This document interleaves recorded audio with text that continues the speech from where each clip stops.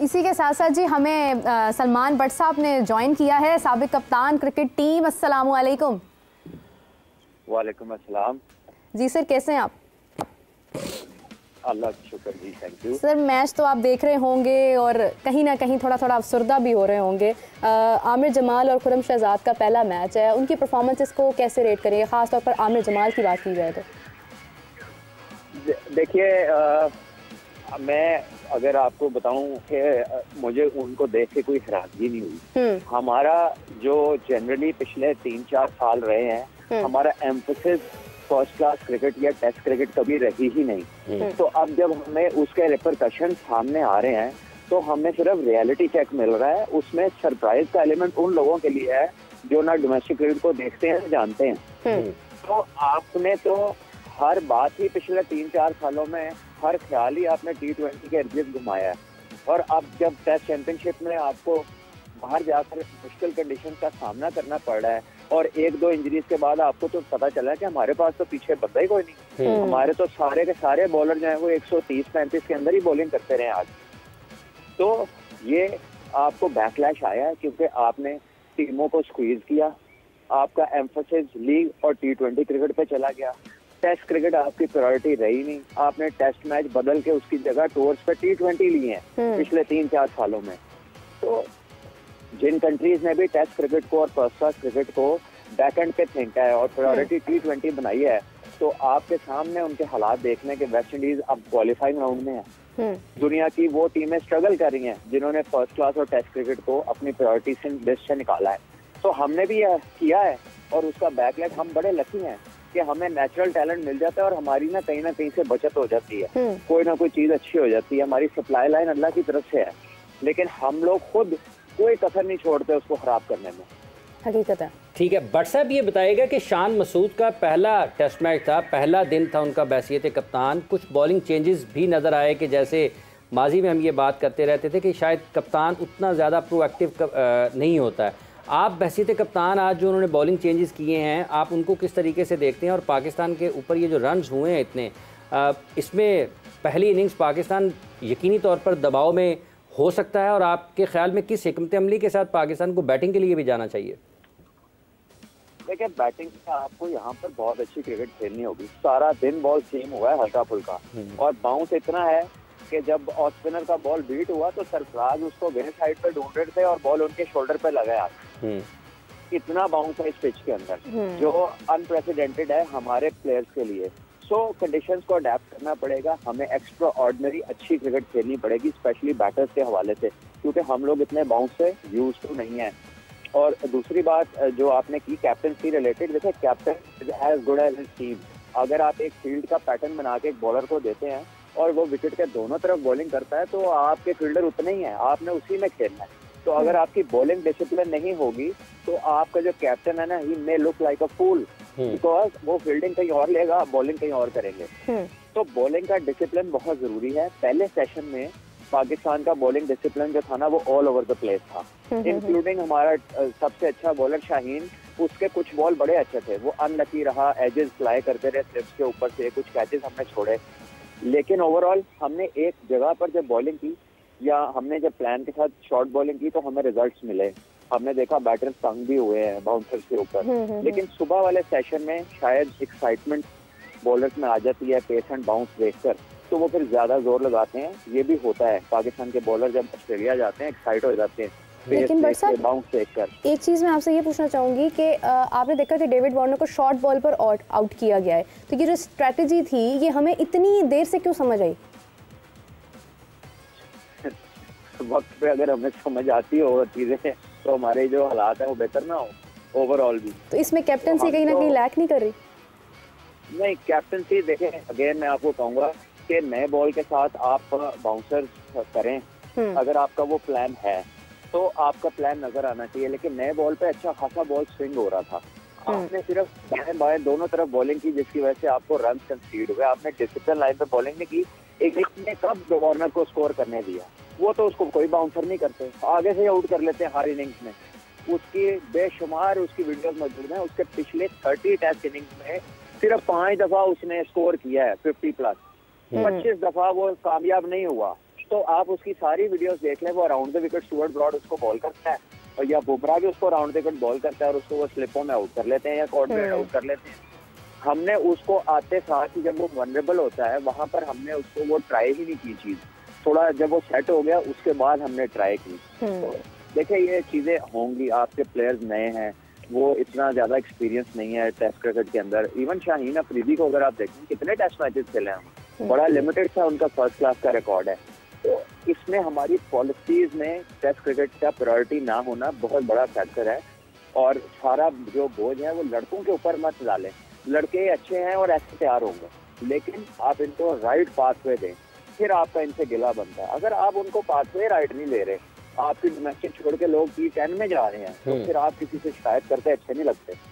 ठीक है, बहुत बहुत शुक्रिया सलमान भट्ट साहब, आपने अपना वक्त दिया और अपनी कीमती राय हमारे नाज़रीन तक पहुंचाई। तो एक बात ये मेरे नज़र आई है भट्ट साहब की गुफ्तगू से कि बॉलिंग जो थी वो भी इतनी ज़्यादा हमने जो अच्छी लाइन लेंथ है, जो रन्स निकलते रहे ना आप तसलसल के साथ, मतलब जैसे हम पहले सेशन में बात कर रहे थे कि एक ओवर अगर अच्छा हुआ है तो अगले ओवर में डेविड वार्नर बाउंड्री निकालेंगे तो प्रेशर जो है वो ख़त्म हो जाएगा, दबाव ख़त्म हो जाएगा।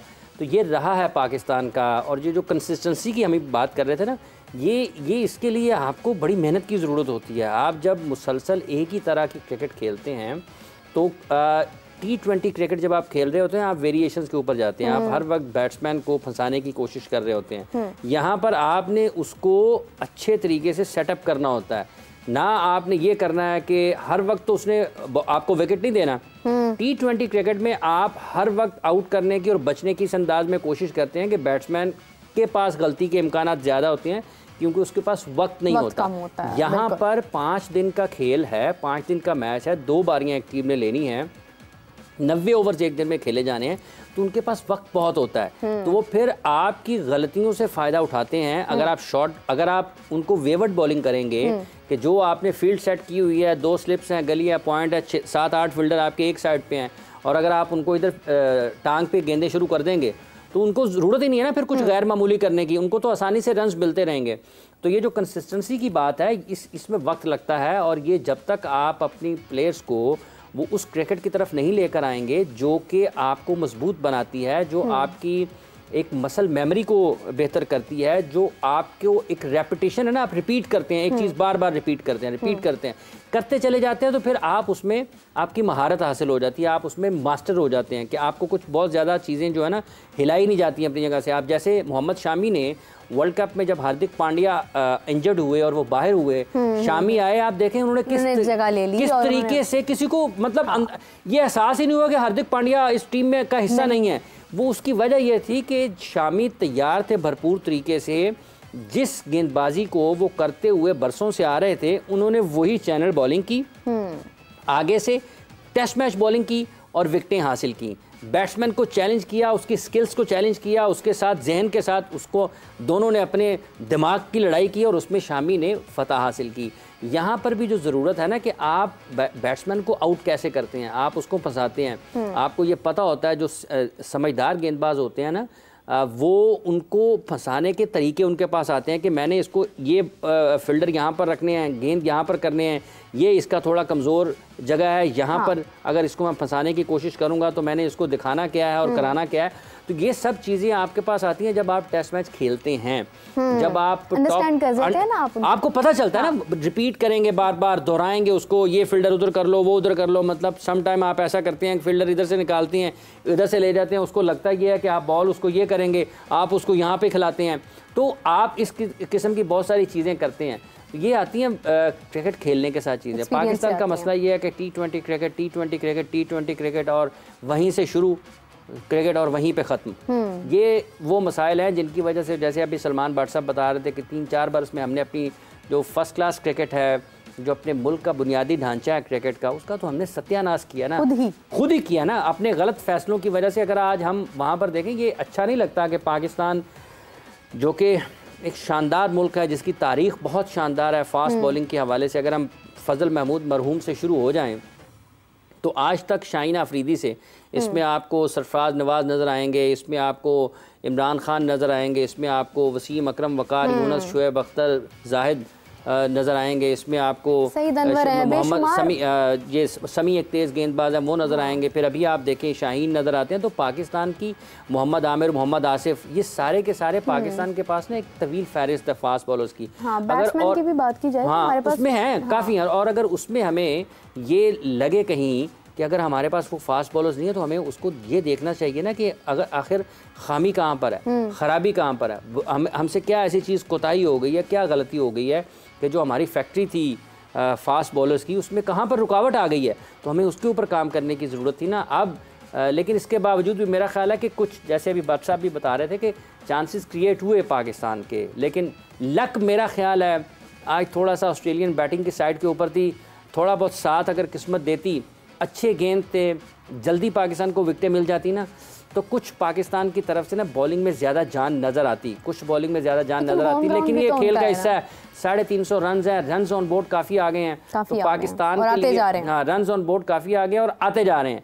तो इसमें फिर पाकिस्तान के पास अब वापस कोई वापसी का रास्ता सिर्फ एक ही है कि जिस तरह डेविड वार्नर ने 100 किया है, 150 से ज़्यादा के रन की उन्होंने इनिंग्स खेली है, पाकिस्तान को भी ऐसे ही बैटिंग में उनको जवाब देना पड़ेगा। कौन कर सकता है ऐसा? देखें, अब्दुल्ला कर सकते हैं, इमाम कर सकते हैं, बाबर कर सकते हैं, शान, ये पाकिस्तान की बैटिंग की क्रीम है। ऐसा नहीं है कि कोई इनसे बहुत अच्छा था और वो टीम का हिस्सा नहीं है। बाबर इस टीम के बैटिंग लीडर हैं, शाहीन इस टीम के बॉलिंग को लीड कर रहे हैं और शान मसूद इस टीम के कप्तान हैं। ये सारे के सारे खिलाड़ी बैटिंग के शोबे में शाहीन को निकालकर ये सारे के सारे रन्स करने की अहलियत रखते हैं, ये करते हुए आ रहे हैं। सरफराज पाकिस्तान में जब न्यूजीलैंड के ख़िलाफ़ सीरीज़ हुई थी बहुत अच्छा खेले। सऊद शकील की टेस्ट की परफॉर्मेंसेस बहुत अच्छी हैं। सलमान अली आगा अच्छे टेस्ट मैच खेलते हुए जा रहे हैं। अब्दुल्ला शफीक की मुसलसल टेस्ट मैचेस में अच्छी परफॉर्मेंस है। अब ये शॉर्ट बॉल है ना, इसका कल देखने को मिलेगा कि पाकिस्तान उसके साथ कैसे डील करता है, क्योंकि सबसे बड़ा इम्तहान पाकिस्तान का यही होना है कि ये जो पेस एंड बाउंस है पाकिस्तान इसको कैसे मैनेज करता है, क्योंकि ये इतना आसान नहीं होगा। अगर ऑस्ट्रेलवी बल्लेबाजों को जो कि उनकी अपने मैदान है, उनको अगर शॉर्ट बॉलिंग के ऊपर कहीं ना कहीं मसाइल हो रहे हैं, वो उसको उतना अच्छा ज़्यादा कनेक्ट नहीं कर पा रहे हैं, तो पाकिस्तान के लिए तो और भी ज़्यादा होंगे, क्योंकि पाकिस्तान को तो आदत नहीं है ऐसी पिचेस पर खेलने की। आज तो उस्मान ख्वाजा के भी जब वो पुल करने के लिए जा रहे थे तो ये लेट हो रहे थे, वो तो पेस था, उसमें पेस था तो लेट हो रहे थे, वो कनेक्ट नहीं कर पा रहे थे। तो अब देखना ये है कि कल पाकिस्तान की टीम जब मैदान में आती है, पहले तो वैसे उनकी भी 5 विकेटें पाकिस्तान ने लेनी है, वो कब लेते हैं और उसके बाद कितने रन्स ऑन बोर्ड छोड़ती है ऑस्ट्रेलिया पाकिस्तान के लिए, कितने रन के करीब ओवर्स हो चुके हैं। देखिए अब तो कल का सेकंड डे आएगा ना मीरब, तो सेकंड डे में देखते हैं कि वो कितने रन्स मुकम्मल करते हैं। सेशन पहला कैसा खेलते हैं, अल्लाह करे कि पाकिस्तान जल्दी उनको आउट कर ले, जो बाकी मानदा विकटें हैं पाकिस्तान जल्द हासिल कर ले 400 से पहले। 400 से वैसे तो रन अभी भी उन्होंने बहुत कर लिए हैं, लेकिन अगर पाकिस्तान 50 रन मजीद में उनकी 5 विकेटें हासिल कर लेता है ना, तो एक कॉन्फिडेंस आता है कि हमने बाउंस बैक किया है। हाँ। और फिर 400 के पीछे जाते हुए अगर आपके पास एक मार्जिन होता है कि हम इसके करीब जा सकते हैं, लेकिन जब रन्स निकल जाएंगे ना 500 से ऊपर, तो फिर इस किस्म की कंडीशंस में जहां पर आप पर्थ में खेल रहे हैं, तो फिर आपके लिए वापसी के इम्कानात ज़रा ना रास्ते आपके जो है ना बंद होते चले जाते हैं।